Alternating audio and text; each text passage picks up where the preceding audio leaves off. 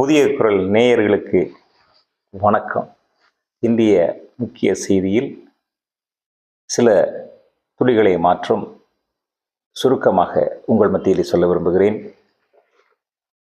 நம்முடைய பகுஜன் சமாஜ்வாதி கட்சியின் தமிழ்நாட்டினுடைய மாநில தலைவர் திரு ஆம்ஸ்ட்ராங் அவர்கள் இறந்ததை குறித்து நாம் இதுக்கு முன்பதாக விவாதித்திருக்கிறோம். இந்த விவாதத்திலே இப்பொழுது முழுமையாக அது முடிவடைந்தது. நேற்றைய தினத்திலே அவருடைய அடக்கங்கள் நல்முறையில் நடந்தது. கடவுள் அவர் குடும்பங்களுக்கு அவருடைய எல்லா காரியத்திலும் சமாதானத்தை கொடுப்பாராக. இப்பொழுது நாம் பார்க்க வேண்டிய விஷயம், அவர் அரசியல் ரீதியாக அவரை கொல்லப்படவில்லை என்பது வாக்குமூலம் மூலமாக தெரியப்பட்டிருக்கிறது. எப்படி என்றால், இந்த ஆம்ஸ்ட்ராங் அவருக்கும் ஆற்காடு சுரேஷ் அவருக்கும் இருந்த விரோதங்கள் எப்படி, அதாவது ஒன் சைடு விரோதமாகத்தான் காணப்படுகிறது. ஏனென்றால் இப்படி சொல்லப்பட்ட அவருடைய தம்பி தான் இதனுடைய மூல காரணமாக இருந்திருக்கிறார். பொன்னை பாலு அவருடைய தம்பியினுடைய பெயர். அவர் அண்ணனுடைய இறப்பை நினைத்து அதற்கு பழிவாங்கும் சபதம் எடுத்துக்கொண்டார்கள். அந்த சபதத்தை நிறைவேற்றுகிறதற்கு தான் இந்த செயல் நடந்திருக்கிறது.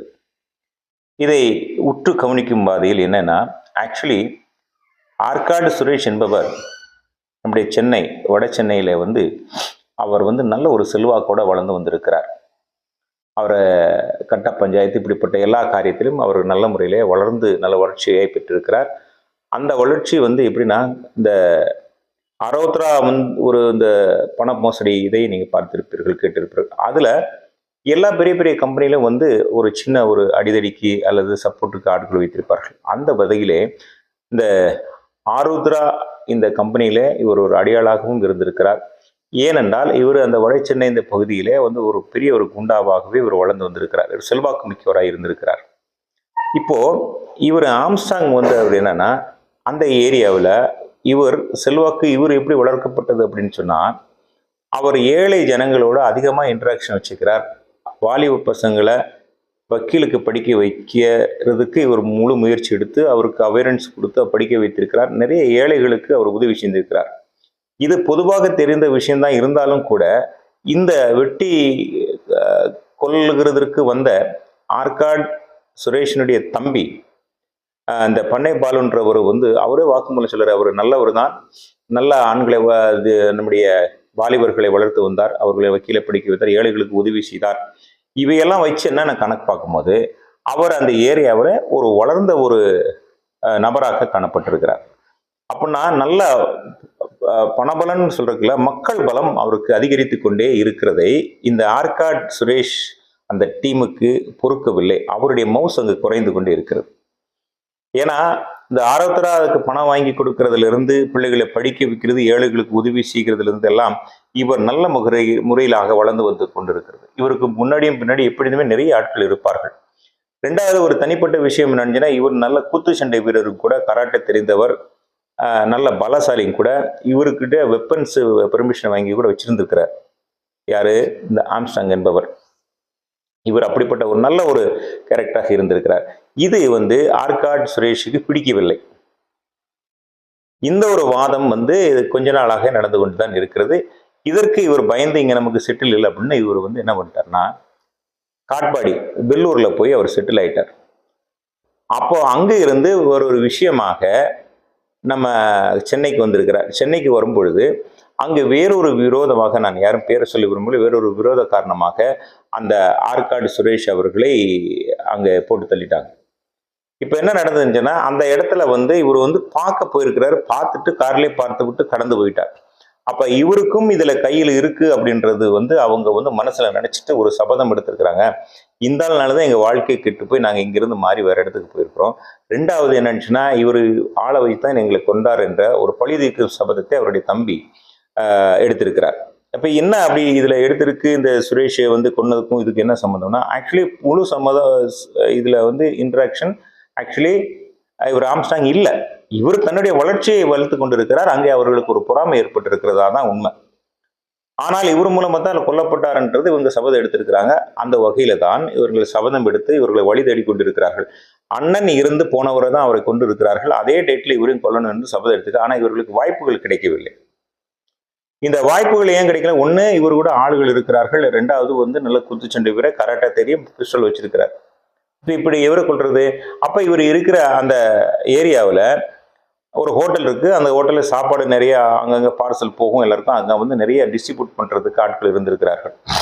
இதை பயன்படுத்தியும் அங்கே ஒரு ஆட்டோ டிரைவர் வந்து இதனுடைய எல்லா காரியங்களும் இவர் எத்தனை மணிக்கு வரார் போறார் என்பதை எல்லாம் வெளு திருத்தமாக அவர்களுக்கு இன்ஃபர்மேஷன் கொடுத்து கொண்டு இருந்திருக்கிறார்.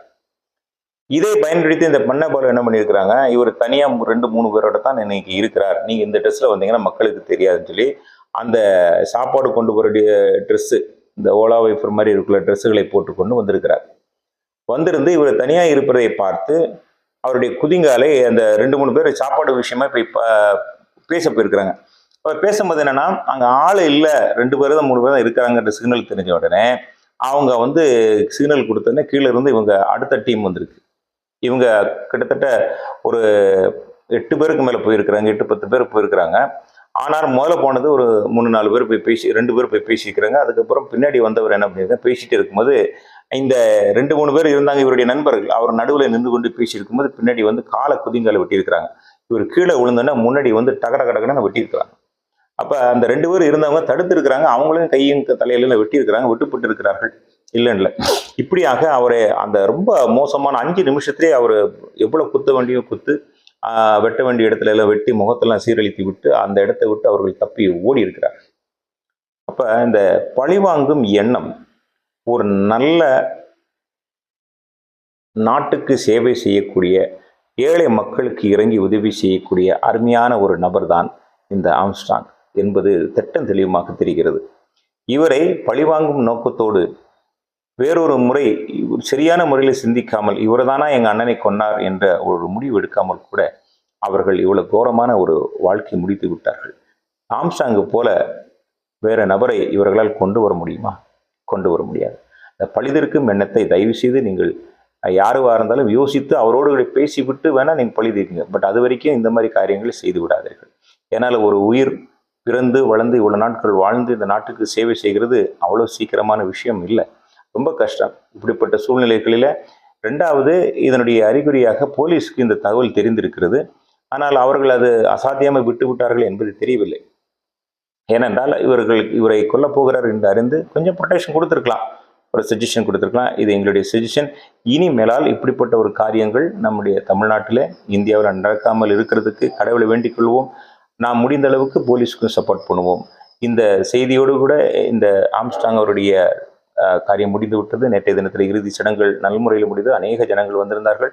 எங்களுடைய புதிய குரல் சார்பிலும் அவர்களுடைய குடும்பத்துக்கு எங்களுடைய ஆழ்ந்த வருத்தத்தை தெரிவித்துக் கொண்டு இந்த செய்தி முடித்துக் கொள்கிறேன். மீண்டும் நல்ல புதிய தரமான செய்திகளோடு கூட உங்களிடத்தில் வரும் வரை உங்களிடத்திலிருந்து விடைபெற்றுக் கொள்வது உங்கள் வின்சன். நன்றி, வணக்கம்.